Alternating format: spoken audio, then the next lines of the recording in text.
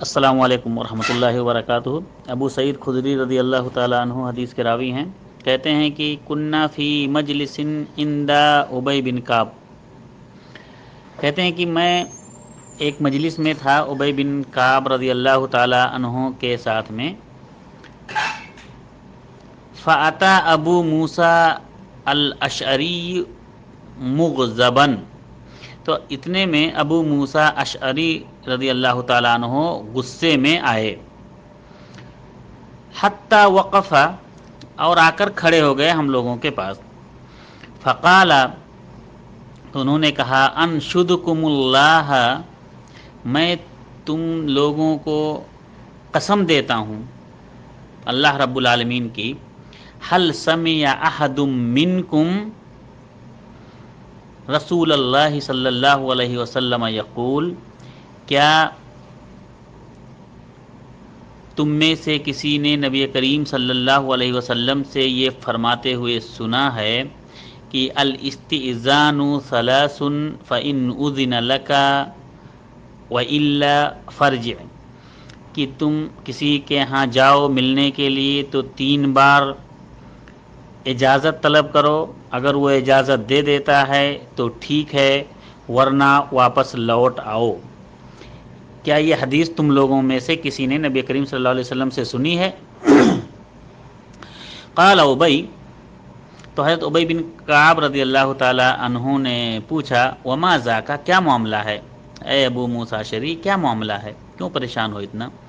قال، تو ابو موسیٰ اشعری رضی اللہ تعالی عنہ نے کہا، استأذنت علی عمر بن الخطاب امس 3 مرات، کہ کل میں نے عمر بن خطاب رضی اللہ تعالیٰ عنہ جو امیر المومنین ہیں، مجھے کچھ کام تھا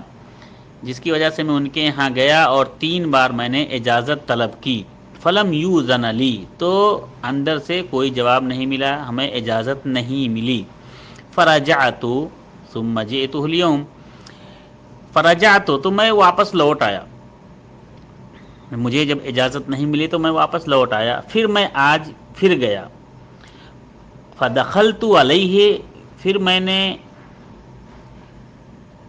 عمر رضی اللہ تعالیٰ عنہ سے ملاقات کی، ان کے پاس گیا، فاخبرتہ، تو میں نے انہیں یہ پورا معاملہ کل والا بتایا کہ کل میں آیا، انی جئت امسی فسلمت 3 ثم انصرفت،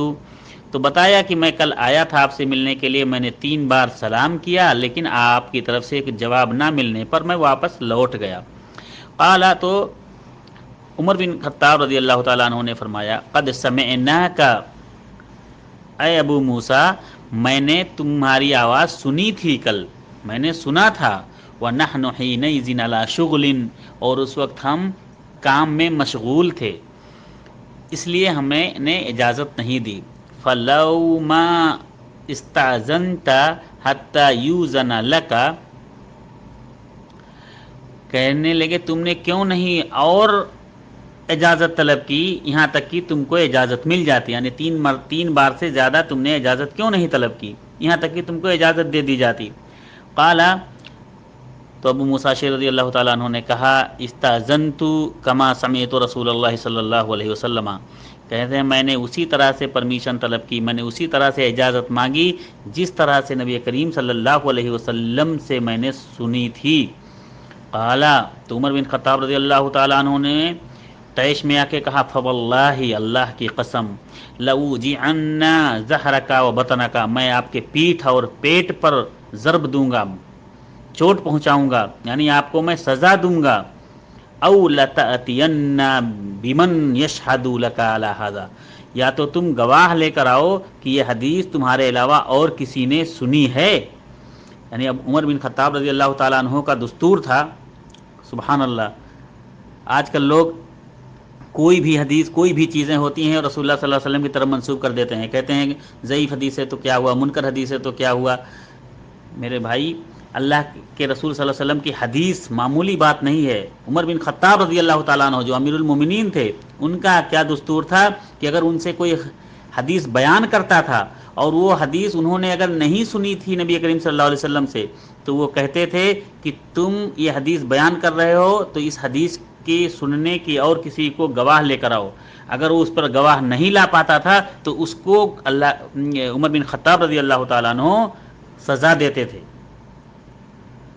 تو کہا کہ میں تمہیں سزا دوں گا یہاں تک کہ تم جاؤ یہ کوئی دوسرا گواہ لے کر آؤ اپنے ساتھ اس حدیث پر. فقال ابی بن کعب، تو ابی بن کعب کہتے ہیں فواللہ لا یقوم معک الا احدنا سنا قم یا ابا سعید.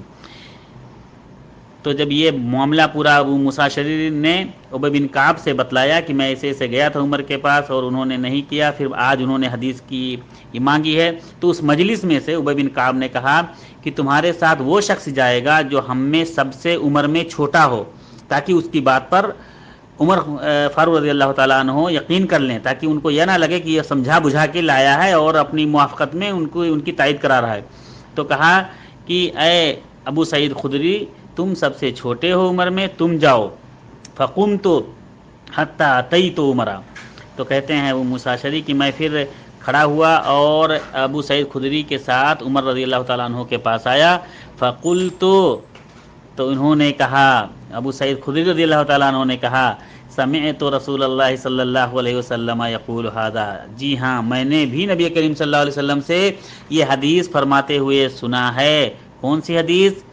یہ حدیث کہ الاستئذان ثلاث فإن أذن لك وإلا فرجع،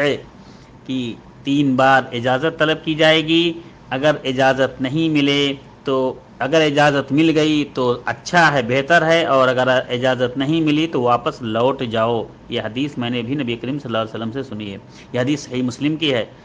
السلام علیکم ورحمۃ اللہ وبرکاتہ.